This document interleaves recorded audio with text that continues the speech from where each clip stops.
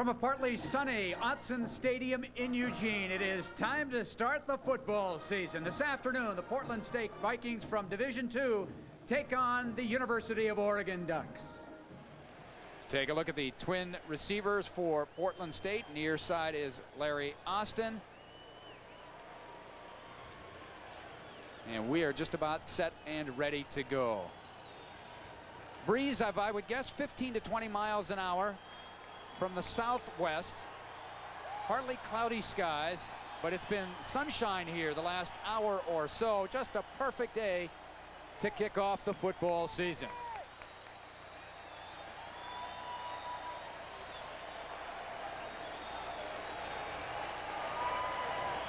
So Austin and Steve Pappen deep for Portland State, waiting for the officials to get this one underway as a host of balloons hovering about 25 feet over the stadium floor, and a very short kick angled near side. Austin at the 13. Austin is out to the 40-yard line, so good field position for Portland State. 27-yard return for Larry Austin. A year ago, felt they should have been better. O'Neill is determined to prove the Ducks will be a better football team this year. They start out in this H formation with a fullback kind of slotted to the left. Dino Filia the first carry, and he is batted right at the 35 and falls forward to the 37-yard line. Jeff Bockert, number 44, outstanding inside linebacker for the Vikings, makes the stop.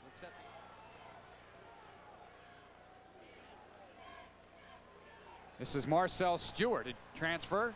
His first carry as a Duck, plows forward into Portland State territory, a gain of 3. Ken, we talked about all last year, and it's been the talk in the spring and the fall. Oregon wants to be a better team at running the football. And last year, the lowest production in Rich Brooks's tenure here at Oregon, less than 1,000 yards net rushing. Well, the inability to run the football has really hurt Oregon the past couple years, particularly down the latter stages of the season. Situation like this, they're almost inclined to go for it, to develop that offensive line and try to wear down potentially a smaller defense. O'Neill looks like he's audibleizing here. Vikings show 5-man rush. They give it to the fullback, Dwayne Jones, and he is stood up at the 45-yard line. A gain of 3. It'll be 3rd down and 4. Getting back to the running game, Todd, at times it's not seemed that Oregon does not have a running attack chosen to really feature it. Well, when you have a quarterback like O'Neill and receivers like Deadweiler and McLemore last year and a tight end that was very good, you are prone more to go to your strength. Well, it's hard to argue with the results because in terms of yards and points, everything was great. Yeah, over 4,000 yards of total offense. 3rd down, O'Neill underneath. Corey Murphy caught. O'Neill and Murphy combined for a 1st down at the PSU 36-yard line. Corey Murphy, you talk about a guy with incentive today from Benson High School in Portland. Eric Reese, the starting safety from Philomath High School, made the tackle. Well, O'Neill has converted the 2 straight 3rd down conversions. Interesting to see. Portland State's been in a fairly conservative zone. Be interesting to see if Oregon has the lead, so both teams scoring on their first offensive possessions. So Matt Belden ready to kick off again. His last kick only went down to about the 15-yard line. He'd like to do a little better than that. He's got a wind at his back. Steve Pappen and Larry Austin deep. This time it's Pappen on the near side. Belden this time with a much better kick as far as distance. Austin fields it 4 yards deep. He will bring it out. Slips and falls on the Omni turf. And he's down at the 13. So a little different field position for the Vikings on their second possession. Well, that last drive by Oregon, impressive. 8 plays, 65 yards, consumed just over 4 minutes on the clock. O'Neill was 4 for 4 on the drive. He was a 62% passer last year, 54 yards and the touchdown, 33 yards out to McLemore. 30-yard punt, no return by Crowell, who has the Vikings points this afternoon with a 45-yard field goal. Take a look at the great tradition that Portland State has had at the quarterback position. June Jones not doing too bad right now, although maybe not knowing what he did yesterday. You know what's interesting about June Jones? He's now coaching the guy who coached him. He's the head coach. Mouse Davis is his assistant, offensive coordinator. That's right. And Danny O'Neill, not bad himself. Oregon's had a great tradition at the quarterback position as well. They'll give the ball to Filya, looking for that seam, and boy, if he gets a seam, he can go. And this time a little better surge by the offensive line of nearly 4 yards. Eric Reed on that left side, a junior from Poway, California. Travis Beard, the outside linebacker for Portland State, made the stop from North Salem High School, and then went on to Walla Walla Community College. Second down, let's call it a long 5. Corey Murphy split near slot side, and in the slot is Kristen McLemore. They go with a counter play to Fillion. He doesn't get anywhere. He is nailed by Brian Stromberg. Brian Stromberg, one of 2 Viking defenders that are celebrating birthdays today. Stromberg is 23 today, and Larry Austin, the starting corner, is 22. And they feel that Stromberg may not get all the notoriety of the rest of the defense, but he might be their most consistent player. Well, particularly at the Division II level, they have outstanding defensive players, and particularly up front, where normally you get some cast-off. First and goal from the 2. This is Kenny Wheaton, and he is met at the 2 and thrown back. A penalty flag thrown in the middle of the pile. Boy, that Viking defense up front is tough right now. Frank Stammers. And I think they're aware that that's a factor in this game. O'Neill to throw on first down. Good protection, pumping up, looking for Josh Wilcox. He's got it in the end zone for a touchdown. He beat the linebacker, Travis Beard. Quarterback with 1:16 remaining in the first quarter. So didn't take long for Rich Brooks to go to his backup. Graziani, a little swing pass for Fillion. Fillion looking upfield, saw Travis Beard and decided he wasn't going to get that one. Well, we talked to Mike Bellotti, the offensive coordinator and quarterback coach, yesterday. He said that coming into fall, they told Tony, hey, if things look, you look well, we're going to give you some quality playing time early. Frankly, his performance in fall camp was not as sharp as they'd hoped, and they thought that was kind of a dilemma they had to work with the score being as is. O'Neill 7 for 7. It gives them some breathing room to look at Graziani and get him the quality work that he needs. Graziani, a 6'2 sophomore from Modesto, California. Second down, draw play. He goes to Filya. He breaks into the secondary, his best run of the afternoon. Close to the first down at the Portland State 39-yard line. Jeff Bockert, number 44, along with Neil Fendel, make the tackle for Portland State. Getting back to Graziani, Bellotti told us he felt that for the first time in a long time, Oregon had a real quality backup quarterback. And it was just a matter of getting some reps, getting in a game. I'm sure that he could not be more pleased right now at this stage than be able to make that substitution. Graziani threw only 4 passes last year, 2 of 4. One of them, we remember, a big third down conversion at Colorado State. Here's Dwayne Jones. He's hit at the line of scrimmage by Bockert, slips off of that hit and gets the first down. Dwayne Jones, one of the good surprises for the Oregon coaching staff in the fall. Had to wait for his opportunity behind Juan Shedrick last year. Now he has that opportunity, and he's ready for a good season. At 245, gives the Ducks a big, strong guy from that fullback position. The only knock against Jones has been his tendency to lose control of the football at times. They feel that that's something he's going to have to work on. So far, so good. Now Jones is the lead back, and he gets a nice block, and Filya is upended at the 33-yard line. Boy, that is a textbook tackle by Jeff Bockert. He's been on 5 or 6 tackles already. Good-looking young man from Prairie High School in Washington. And that will be the final play of the first quarter as we take another look at that one. The Oregon Ducks beginning to take control of this game after the first 15 minutes. It's Oregon 21. Todd McKim along with Ken Woody. The first play of the second quarter. Tony Graziani to throw, and he's hitting belted sack. And Stromberg gets the first sack. Pushes the Ducks back to the 41. Stromberg with 2 sacks last year, 5 tackles for losses. And it looks like the shoulder that he apparently injured earlier is A-OK. Graziani not used to getting sacked. Didn't get sacked all during the spring except for the spring game. He's usually very good on pocket presence, but that time didn't have a chance. Third down. The Ducks perfect on third down so far, and Graziani throws it right-handed, and it's almost intercepted.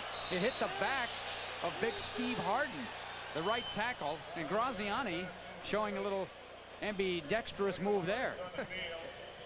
I'm ambivalent about it. I was watching the left side of the Oregon offensive line the last two plays, and there was a little bit of mix-up, and things didn't look too smooth.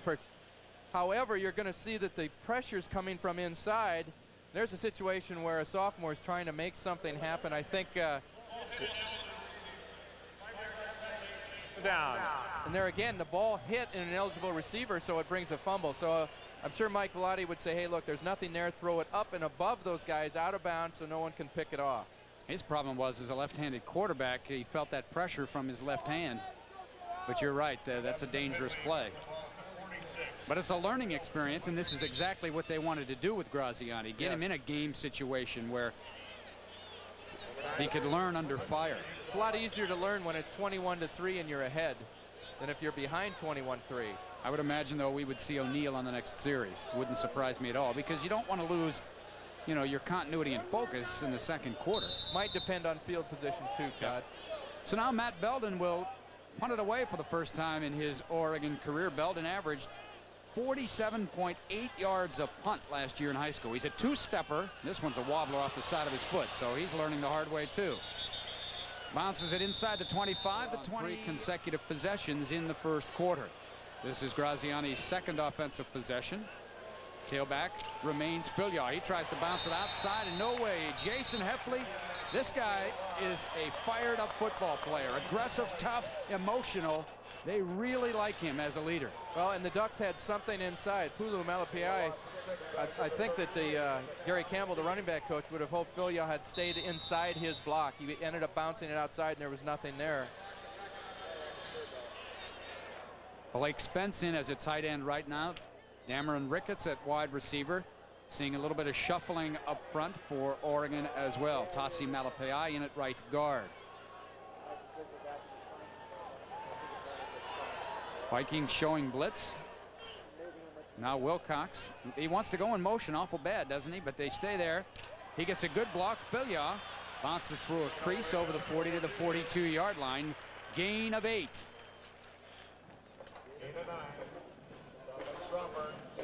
Let's take you down into the trenches. Brian Stromberg, number 92, in there against Steve Harden. And one of the things that Portland State felt is they've got some good nose people inside. The Duck offensive line coach, Steve Greatwood, told us, if we can handle their nose, we feel good about the running game. That play, results speak for themselves. 39-year-old Tim Walsh, 8-3 last year with the Vikings, got them to the first round of the playoffs.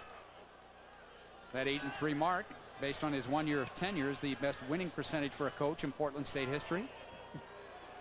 Graziani facing some heat over the middle, caught by Wilcox. That should have been an interference call. He was hit before he caught the ball and then dropped it. But pretty good coverage over there. Matt Bockert made the stop, made the hit. There's a bang-bang call, and the Ducks will have to punt it away. And the Viking fans get an opportunity to cheer their defense.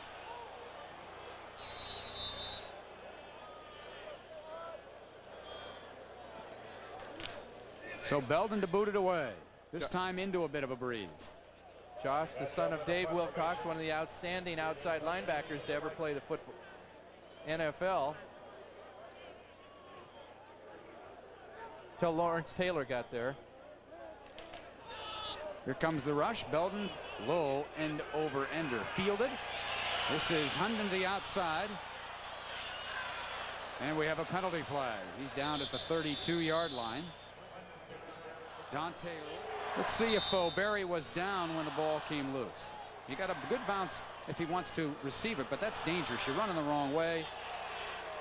Looks like the ball was down, and the Ducks maintain possession.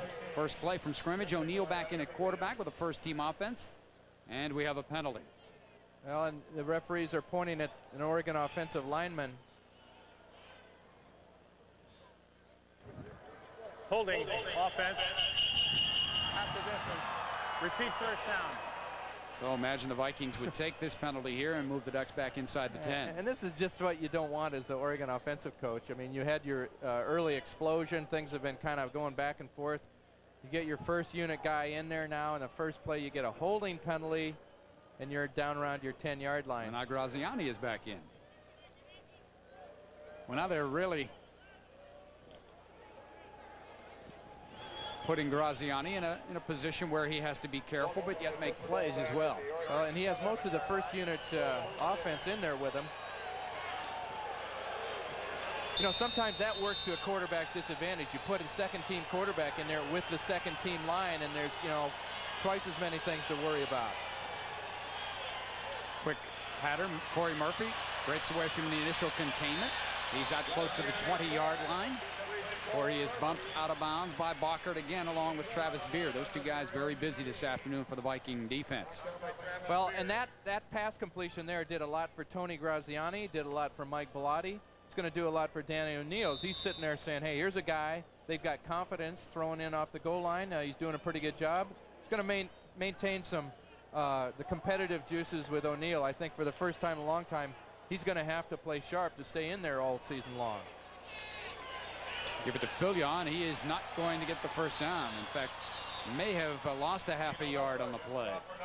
Vikings are pretty good up front with Stromberg, Royster, Akaba Delaney. They really like at the nose. He's a preseason All-American candidate. They're playing today without Tony Bates, a senior from Iowa, transferred from Iowa, had a tragedy in his family a week or so ago and had to fly back to Florida to tend to family matters and hasn't been able to really get in full swing.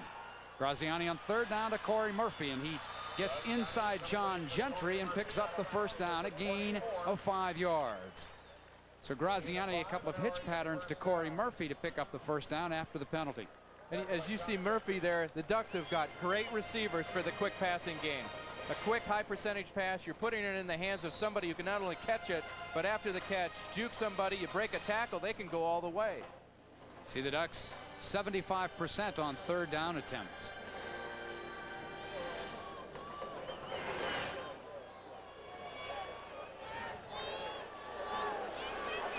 They'll give it to Filliot, trying to bounce to the outside, does momentarily, but closing quickly from the safety position is Eric Reese from Philomath High School, and that keeps Filliot to only a 3-yard gain. Last year, the Oregon pass offense averaged over 14 yards of completion, and that's a big, big statistic. Says a couple things. One, they got guys who can do something with it after the catch. Second of all, they're very successful in throwing the ball downfield, putting pressure on secondaries. See Filliot there, you'd like to have seen him put the ball in his outside hand away from those rushers.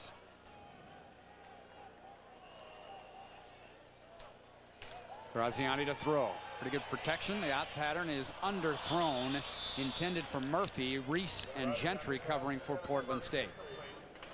So it'll be 3rd down and 6 for Tony Graziani and the Ducks. The Ducks are 6 for 8 right now in third down conversions.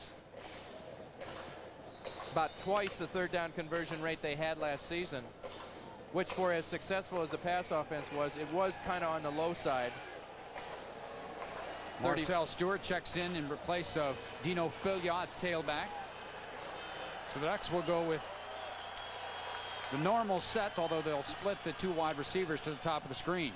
Slant pattern, underthrown, and I'm not sure if that was thrown for Murphy or McLemore, and Graziani continues to struggle.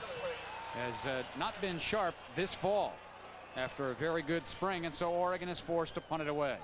So now this game is kind of turned into a lull where neither offense has been able to generate much.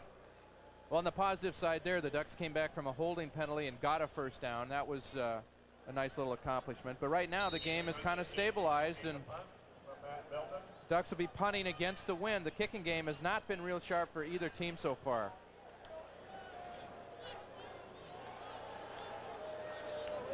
James Hunden, the single receiver for Portland State, is his own 32. Here's Belden. Comes the heap. It is a 2-stepper. He gets it off. A wobbler. Hunden calls for, makes the fair catch at the 44. So Belden has not been able to get one to turn over. He's got a strong leg, but it'll take some time. Only a 28-yard punt. And when we come back, the Vikings will have the football.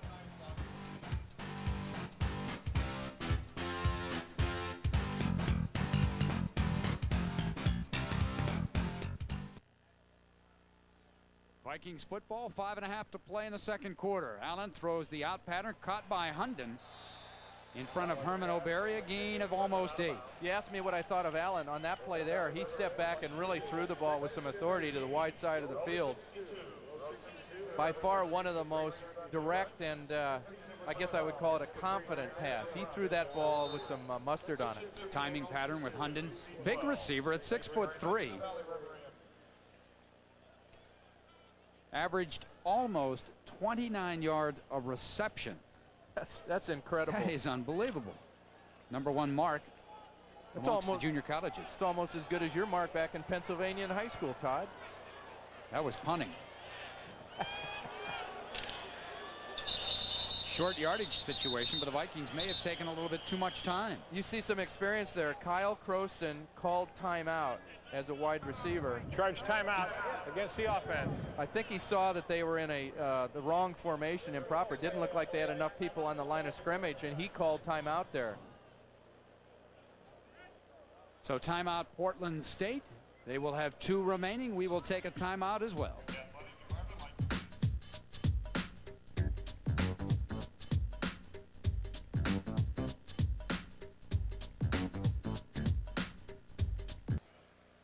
Welcome back to Autzen Stadium. Second quarter, Oregon leading Portland State 21-3. The Vikings got on the board first this afternoon. Their initial drive was halted in Oregon territory. Jeff Crowell came in, booted a 45-yard field goal that hit the crossbar and bounced over, and the Vikings had the first points of the game. But on Oregon's first possession, they marched right down the field. Danny O'Neill and company looking very sharp. The touchdown pass to Kristen McLemore from 33 yards out. The next possession, a 1-yard run by Kenny Wheaton, and it was 14-3. And then Wilcox, the reception from O'Neill, and the Ducks lead 21-3. Whistle, and we have a flag thrown in. Looks like one of the Vikings might have come out of that 3-point stance. Dead ball, false start on the offense. Allen is 7 of 13. Been kind of streaky today, 54 yards. Tony Graziani 1 of 6 for 12 yards. Danny O'Neill, meanwhile, has been letter perfect, 7 out of 7. Well, Portland State struggling a little bit on offense. It's obvious that the adrenaline has worn off here, and they're starting to make some mental errors. 2nd and 7. Allen dump pass over the middle, caught by Steve Pappin.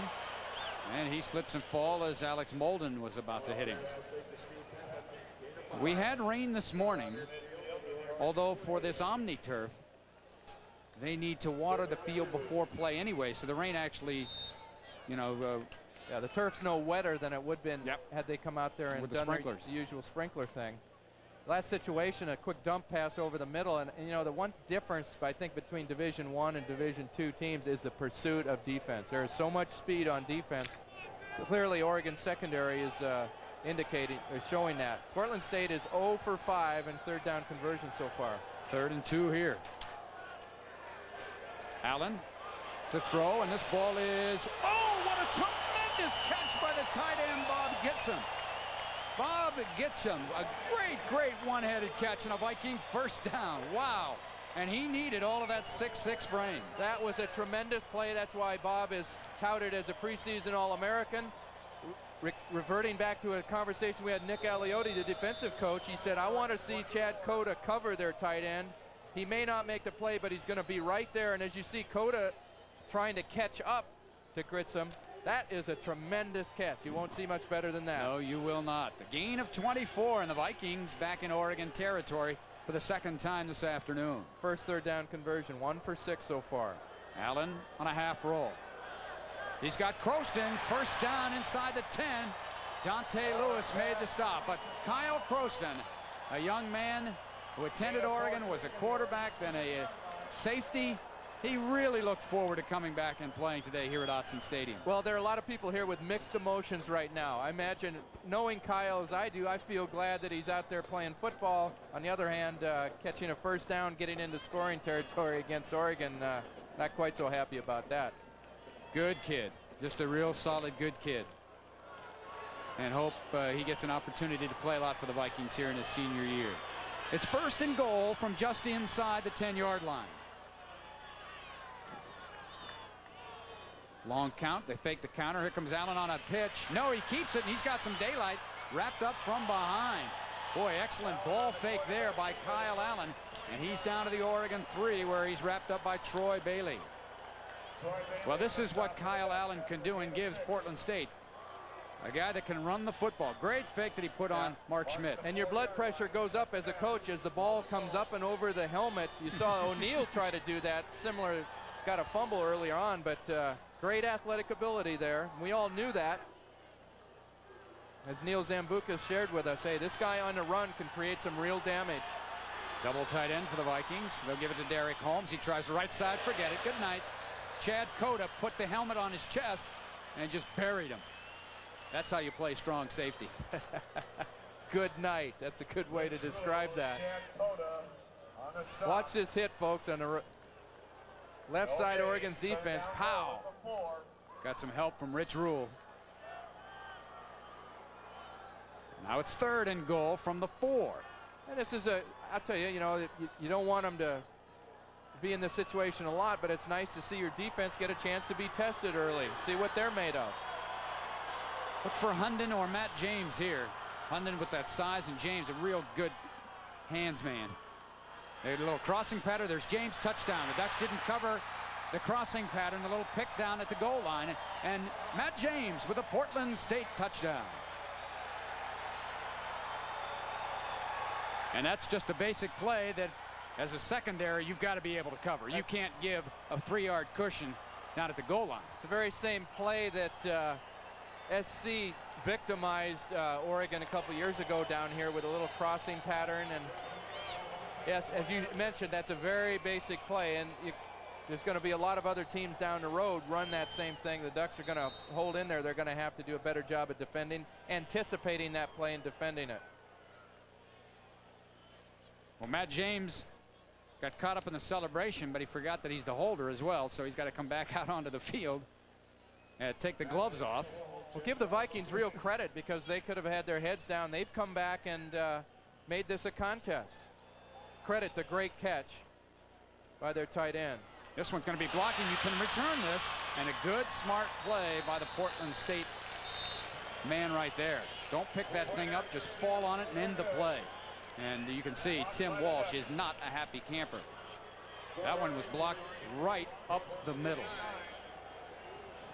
But the Vikings get a touchdown. Do you think, Todd, that if the first kick's blocked, if you could get it back on the tee, you could try it again? Good luck. So the Vikings get a touchdown. 2:13 to play in the first half. It's Oregon 21, Portland State 9.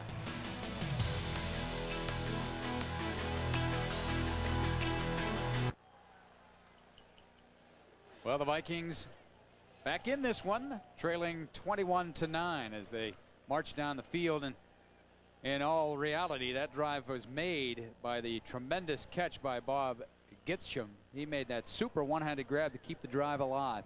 Allen now 11 of 17 for 101 yards and the 1 touchdown. He's hit 5 in a row in 8 of his last 9. Take a look at the scoring drive for Portland State. Very impressive. Good mix. Allen was razor sharp, and Matt James gets the touchdown reception. James, a very good receiver. Missed the last 4 games a year ago with a stress fracture, and they felt that really hurt their offensive attack. But he's back, ready to go. The young man from Hillsboro. 2:13 remaining in the first half. Interesting to see who the Ducks bring in at quarterback in the next series. Graziani's had, I think, 3 series and unable to move the team. Herman O'Berry about 2 yards deep. And the ball out at the 22. So that's where the Ducks will set up shop, and a good chance here for Oregon to get the opportunity to run that 2-minute drill with O'Neal at quarterback. 2:07 remaining in the half. As you mentioned, it's a great opportunity for a 2-minute drill. You know, as a coach coming into the first game, you'd like to have as many situations happen as possible so you can get practice in that. Let's go back and look at the Portland State touchdown. You're going to see the blitz. The left side, there's just a coverage mess up here, and Molden's trying to get to James, there was a crossing pattern. He just either miscommunicated or got caught up in a pick.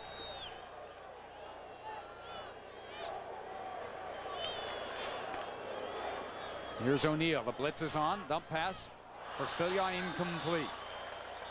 Jason Heffley covering for Portland State. Ducks have all 3 of their timeouts at this stage. Washington 14, USC 10. Second down and 10. The clock stopped. 2:04. Oregon working into the wind here. The clouds have reformed around Autzen Stadium. I don't think it has rained since the ball game started. But into that wind, they'll make it a little more difficult. That's right, good point. And if the Ducks don't get a first down or 2 here, they'll be punting into the wind. Their punting average 30 yards or less.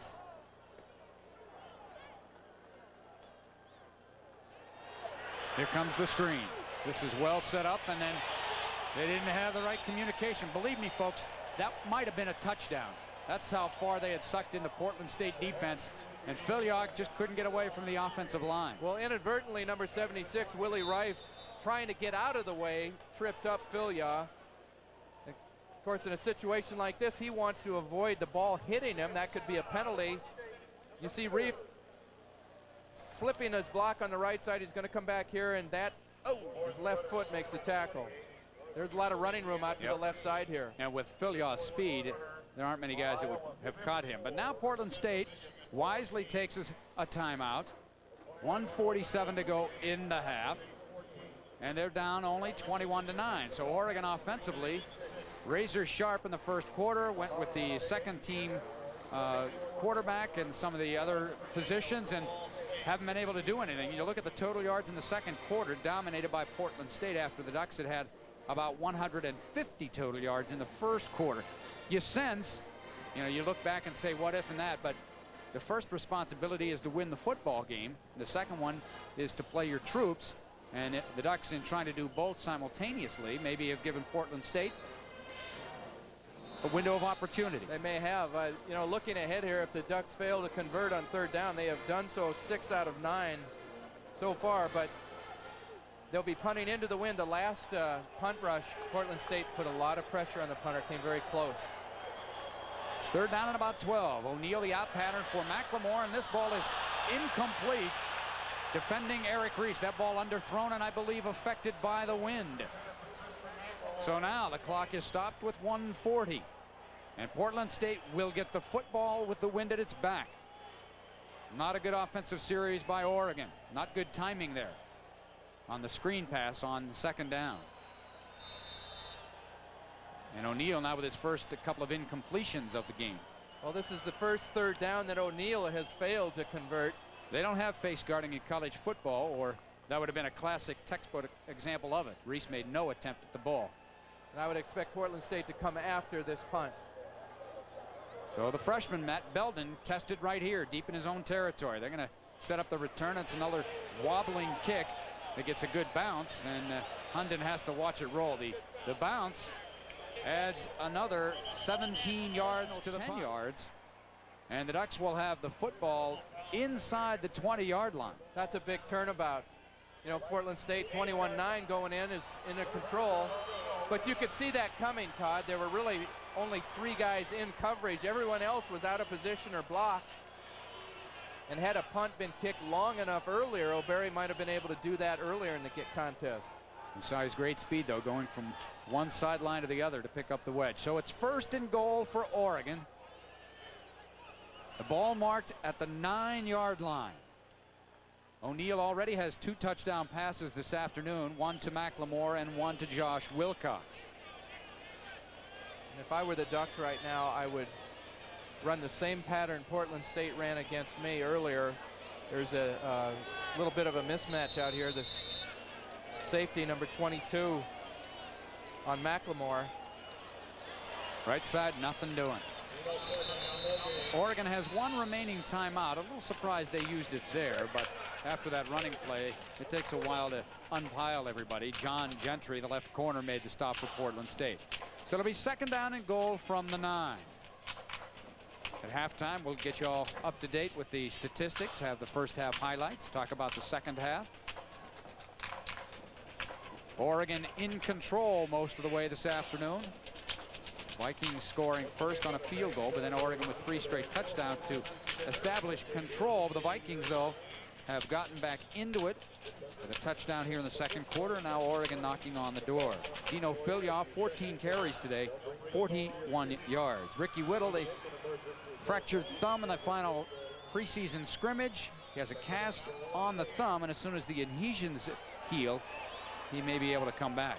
O'Neal stumbles, fires near side. This one is batted away at the last minute by Larry Austin. Intended for Corey Murphy. That's why they like Austin.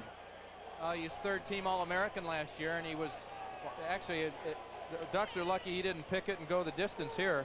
But this is a risky play. As you can see, O'Neal stumbles coming out from the center, throws the ball to the wide side of the field. It's in the air a long time. Austin makes the gamble and cuts the ball off. Still, the mismatch is on the safety against the inside receiver. You're going against their best man-man defender there. Here's the screen set up to Filya. Does he have the speed of the corner? Yes, he does. And he got a tremendous block by Willie Wright. Johnson over his head and threw for the touchback. Out of the end zone, the Ducks will have it first and 10 on their own 20. Let's look at the scoring drives. First of all, the possessions for Oregon. You can see they came out of the gate very quick. That third score, the result of a fumble recovery at the Portland State 19-yard line. And then they finished the half strong, thanks to the punt return and the touchdown pass to Filya. For Portland State, they started very good as well. Field goal on the opening possession, and then sputtered a bit before finally putting together that 56-yard touchdown drive. So the Oregon first-team offense in there to start the second half. They'll give it to Filya, try the sweep. He bounces to the outside, not a good decision. Holding call on Wilcox, and Filya is buried for a loss of 5. Well, we alluded at halftime about the coordination between the backs and the offensive line. There's a situation. Filya had something had he been able to cut that ball up inside. Wilcox had come in motion and kicked the outside man out. Travis Beard, nice job there on the right side to mess that play up. But as you can see, you'd like Filya to cut inside Wilcox's block there. There's no way you're going to beat him outside. Second down, 50. At the 50. And then plenty of help from his mates. And it looked like Eric Reed had been pulling too, and there was something. But that's something that's going to have to be worked out. You know, we talk about the rushing attack over the years. The one thing about Oregon so far in the first half is they have called the 21 running plays, and there have been times they've not run that many in a game. This is Blake Spence in motion, redshirt freshman tight end. They'll give it to Filya. Now he cuts it up there with good hard running this time, gains 7. And so the Ducks will be faced with 3rd down and 8.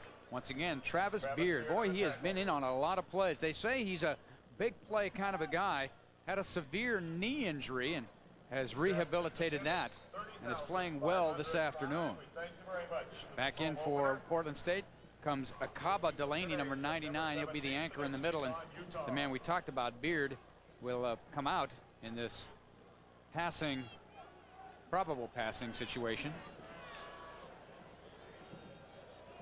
Spence again goes in motion. O'Neal looking for the screen back. Great play by Eric Reese, the safety. Oh, he slipped inside there, and we have a late flag thrown as well. But boy, what a great play by Eric Reese. He smelled out the screen all the way. Nice halftime adjustment by the Portland State coaching staff. That play had been open 2 times earlier for the Ducks. Personal foul against Portland State will wipe away that fine defensive play. As you can see, Filya drifts to his right, then comes back to the left. And here's a situation where the force man is too far upfield before Reed, the kick-out guy, could get there. And that's just a great, great reaction by the safety. All for naught as the personal foul after the play on Portland State. So Oregon maintains possession of the football. That safety, Eric Reese from Philomath, the junior. Played for Woody Bennett, the former Philomath head coach.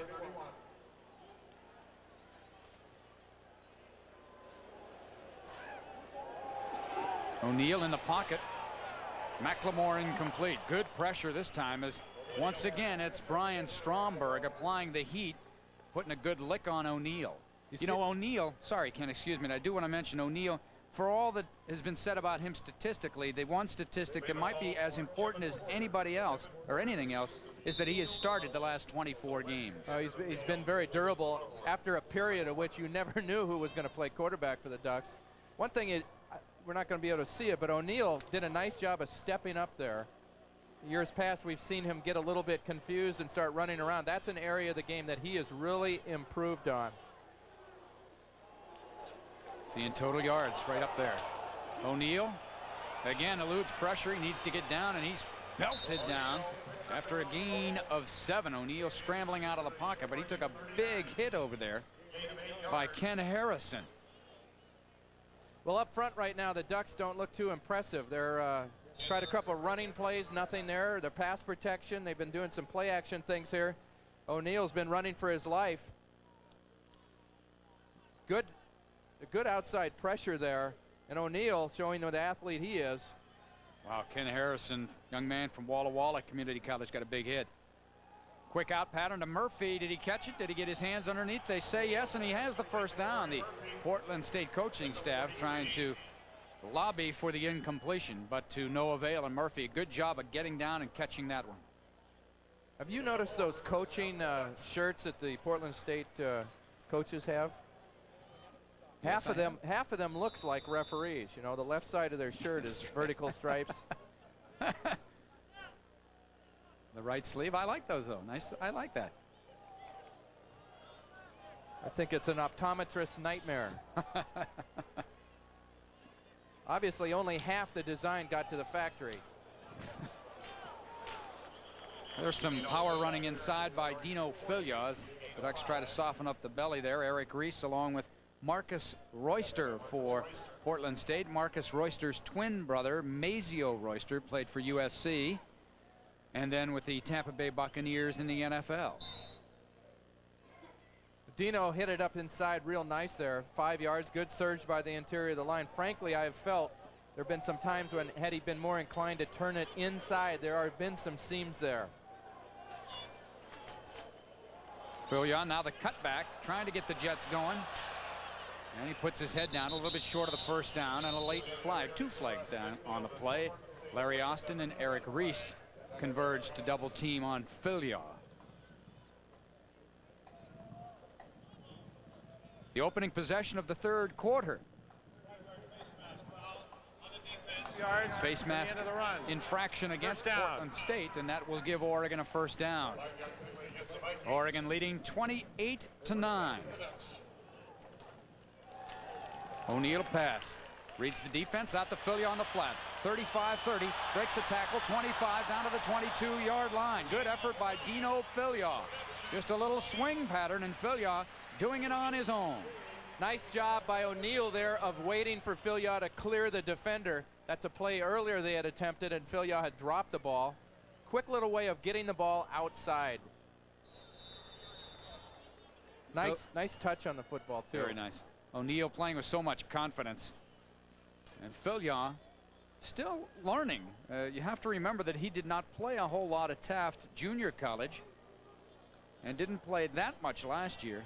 And you can see Rick Anderson finally had to make the tackle. John Gentry, number 23, was faked out completely on that play.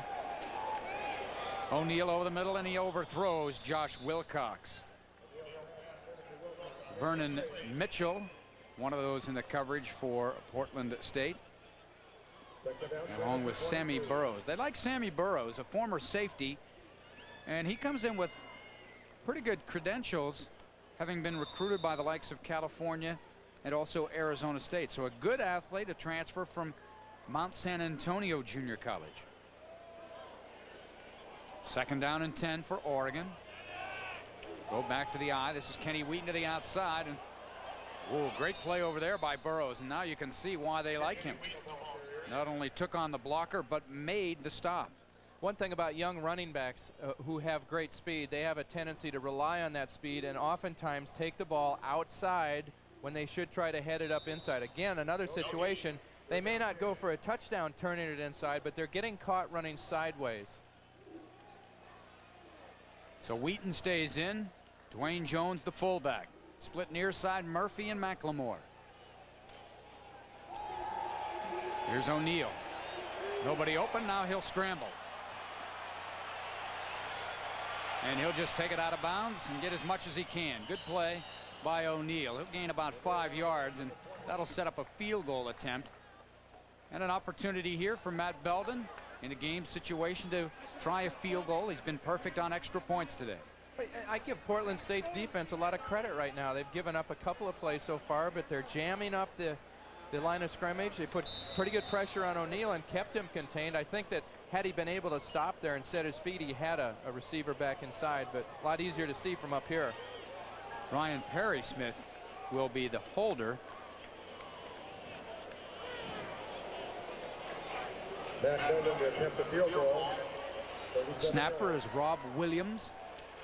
Pretty good snap and hold. Penalty flag. The kick is up and the kick is through, but let's await the penalty flag. And now they're going to wave it off.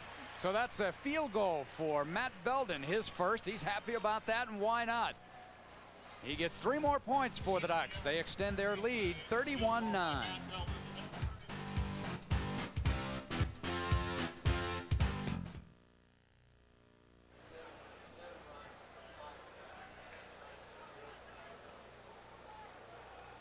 The Ducks extend their lead 31-9 on the field goal by Matt Belden. So Belden now to kick it away. This will be Larry Austin at the 8. Tries the outside. It's a foot race now. 30 out near the 35-yard line. So good return by Larry Austin. And the Vikings will set up shop. 26-yard return by Austin. He's a good athlete. We're gonna see a lot of Larry Austin for Portland State this year. He's been very impressive, not only in the special teams area, but also as a cornerback this afternoon. Aggressiveness.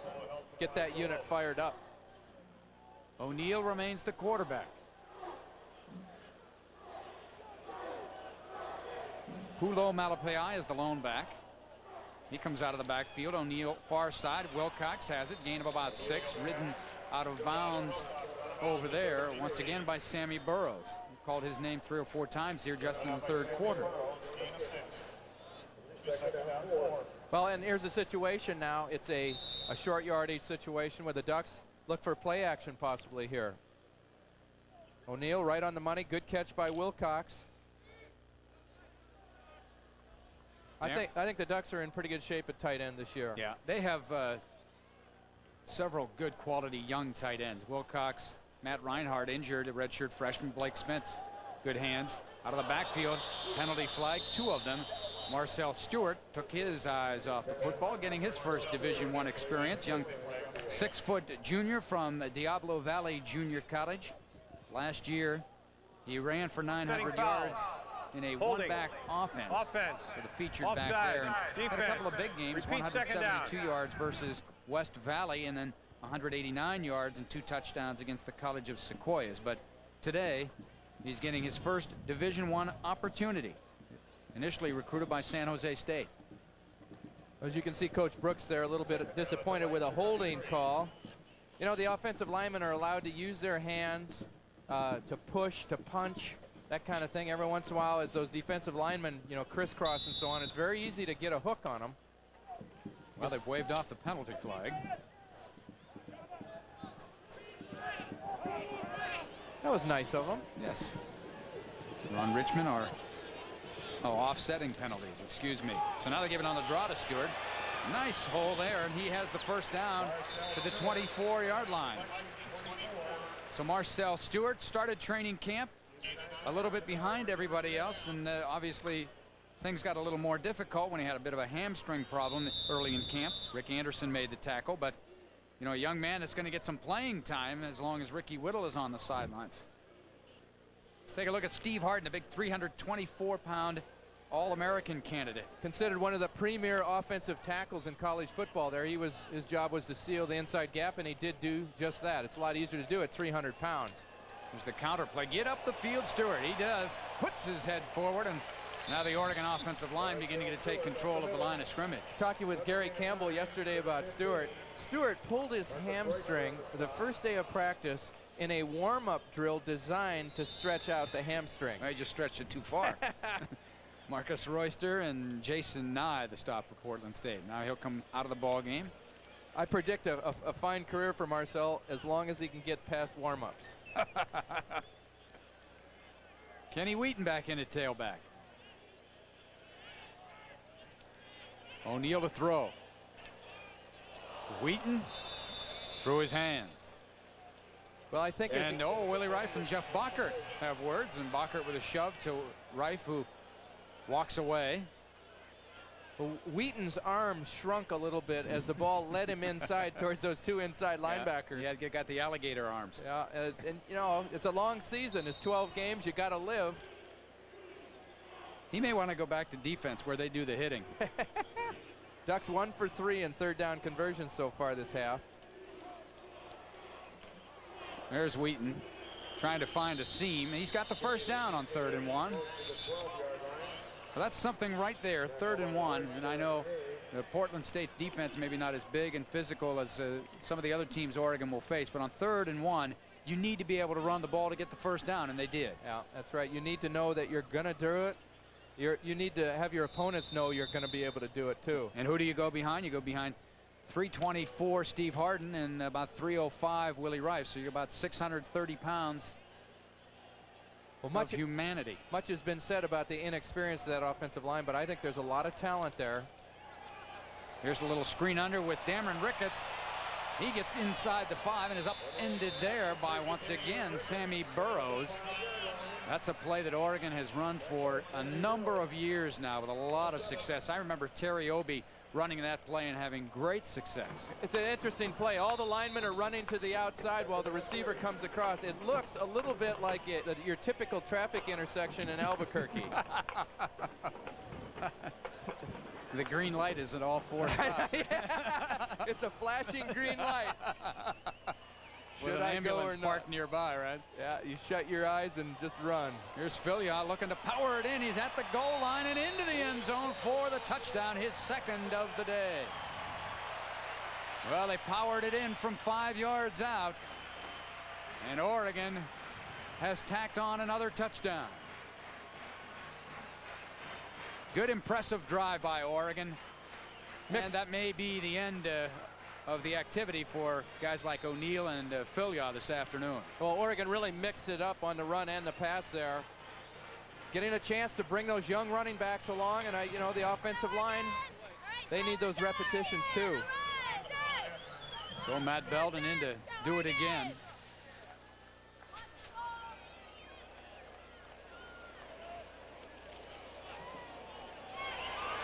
And he does. So a good day kicking for Matt Belden with 5 extra points and a field goal, and with 6:42 remaining 3rd quarter, Oregon running away with it now, 38-9.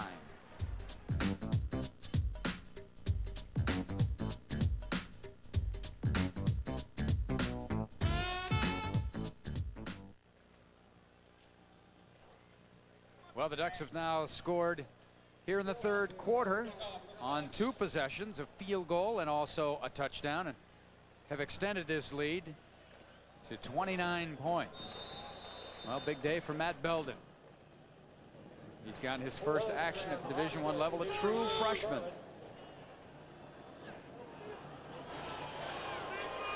It's kickoff, fielded by Austin at the 7. And there goes Austin again. And Isaac Walker had to make the stop. Belden had a chance for his first tackle, but I imagine he doesn't work too often in the tackling drills. Austin with a 45-yard return. He's been a real bright spot.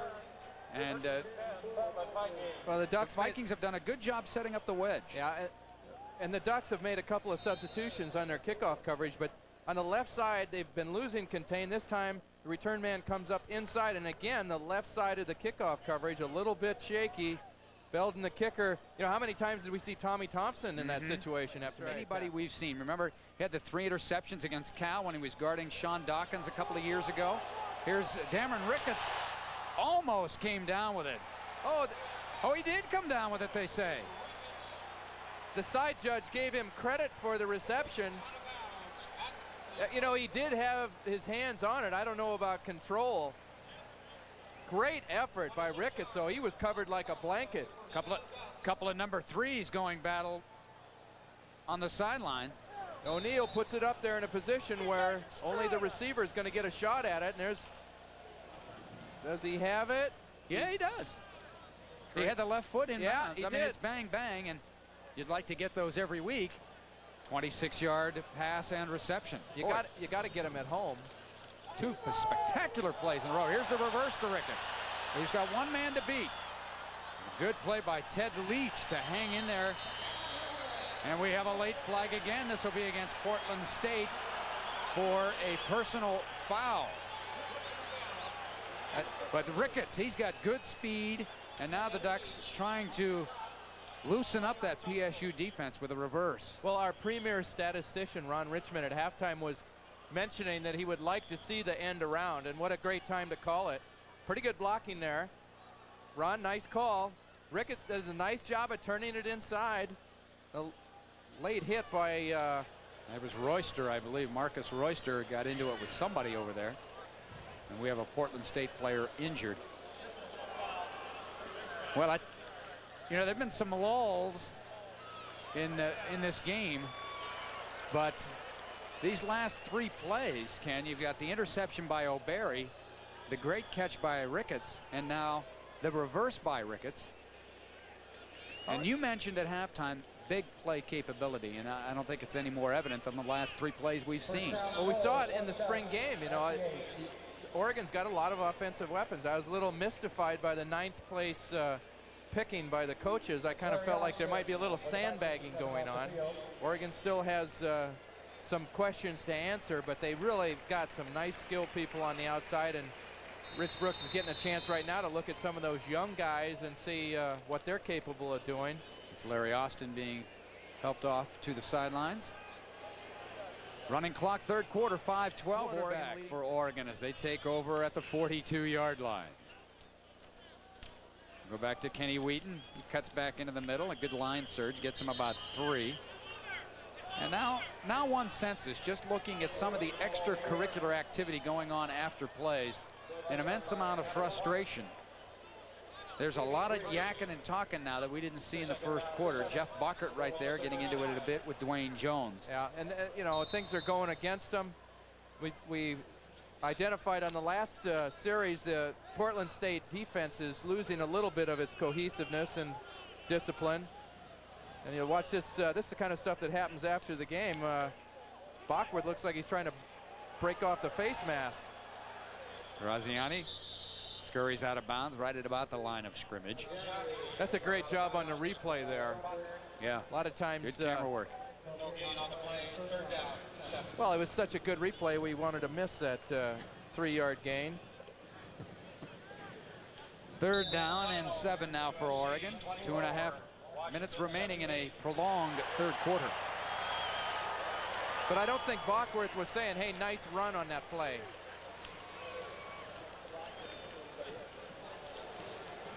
So Graziani in there at quarterback. Wheaton along with Dwayne Jones. Wide receivers Ricketts and Patrick Johnson. Here comes the blitz by Portland State, and that one is intercepted. And this one may be a touchdown. It will be a touchdown unless he falls over his own man. And running from the score is Ken Harrison. And I don't know where Graziani was throwing that one, but it was right in the midst of Ken Harrison. It's unfortunate because his tight end was wide open over the middle for a 1st down. 64-yard interception for the touchdown. Embarrassment of all embarrassments, tackled by a cheerleader. At least he wasn't hurt. Oh my gosh. Get her a uniform.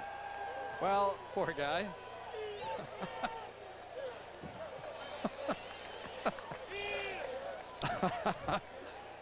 Well, one of life's great moments, spoiled by one of life's embarrassing moments. Well, it's an embarrassment of 2 different kinds there, as you see Graziani getting the word from Coach Brooks and Mike Bellotti. Extra point by Crowell is good, and so the Vikings on the board thanks to their defense. 16, 2:24 remaining in the 3rd period.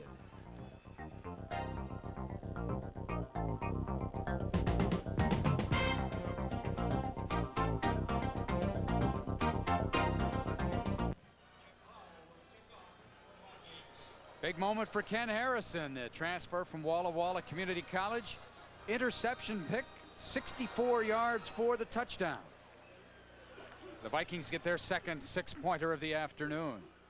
Graziani had just decided who he was going to throw to beforehand. He threw it to a covered outside receiver, and you can see that once he released it, he never saw the rest of it, which is probably good because it was touchdown the other way. Crowell, another booming kick. This will go through the end zone. Well, they think at Portland State that they are an improved team in the kicking area this year. They feel they have better athletes for coverage, better athletes to do a number of things, but they also believe that with Jeff Crowell, they've got a guy that can handle both the punting and the kicking, and they will not drop off in that area at all. Well, the score is a little bit out of hand right now, but you know, you look at the punting game has really hurt Portland State early in the game. Ducks good field position. It's been more of a case of Portland State unable to cover the big play players of the Ducks. Marcel Stewart with the handoff from Graziani. So now we're going to see the reserves for Oregon in this situation. Rick Anderson, the stop for Portland State. A chance for some of these guys that haven't played at all in a Division I game to get some playing time. You see Rob Williams in there. One of the guard positions. Both coaches right now are struggling to have their players maintain focus on the game. There's a lot of pushing and discussion after every. This is what's, you know, these two schools are 2 hours apart, and a lot of people know each other and have probably given each other a hard time about this game for a long time. Well, let's go back to why this game was scheduled as we see the penalty flag there. This game was scheduled initially because Oregon got a 12th game opportunity by going to Hawaii, so they could play a 12th game. Meanwhile, Portland State is having tremendous success at the Division II level, and Pokey Allen, then the coach at Portland State, you know, it really had the folks in the Portland area excited about his program, and there was talk at the time, whether it was boosters or whatever, people in the media, hey, you know, Portland State's pretty good, you know, maybe they can go down there and beat Oregon. Remember, Oregon in 1991 had that horrible year. And so they scheduled the game. Portland State gets a guarantee of $75,000. Blake Spence on the reception. He turns it upfield and he can run. This guy is a big, strong, fast tight end, and he's got a first down before knocked out of bounds by Portland State's Neil Fendall. So Blake Spence, Josh Wilcox, Matt Reinhart, when he is back in action, give Oregon a good trio at the tight end position. Gain of 28 yards. 16 for 24, Danny O'Neill. 1 out of 4 completions, a touchdown. That's going to help passing efficiency. See, Danny O'Neill has the number of 300-yard or 4 touchdown pass games as all the other Oregon quarterbacks combined. Pretty impressive company. First down, it comes to Marcel Stewart, left side, 45-40, 38-yard line. Once again, it's Neil Fendall making the tackle for Portland State.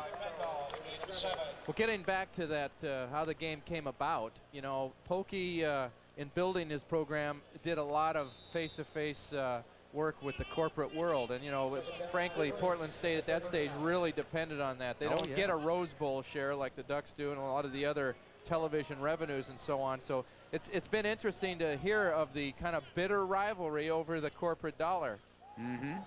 Graziani to throw, has time, throws deep. He's got a man, Patrick Johnson, and he can't quite do it. Pass interference on Portland State. Fendall got turned around a little bit as Patrick Johnson tried to come back for the ball. Patrick Johnson will give Oregon a deep threat.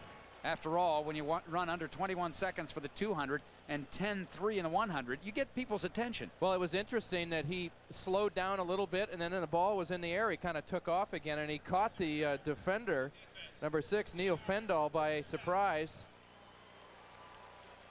I'll tell you, nothing can make up for speed. Nice job by Graziani of stepping up. He knows he's going to get hit, puts the ball out there, and that interference, that bumping there, definitely hindered him from a chance of catching a touchdown pass. Good play, though. I mean, in college football, you're going to give up 15 yards. If he doesn't bump him, he gives up 6 points.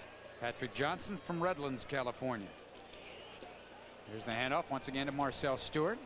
And it's Fendall making the stop at the 20-yard line, gain of 4. Patrick Johnson, the speedster out of Redlands.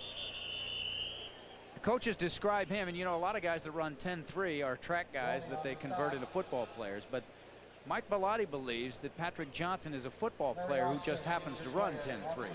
And Damon Griffin, the other freshman wide receiver that we may see at some point in the season from Monrovia, California, also a league sprint champion. So the Ducks trying to recruit speed at the wide receiver position. Well, I think their attitude, the coaches, is that although we do have these older receivers who have proven track records, we've got some young guys in a position to play and do some things right away. So we're not gonna keep them in storage all along. And it's nice they get a situation here where they can get in some good game action. Pick up a 2-for-1 certificate at your local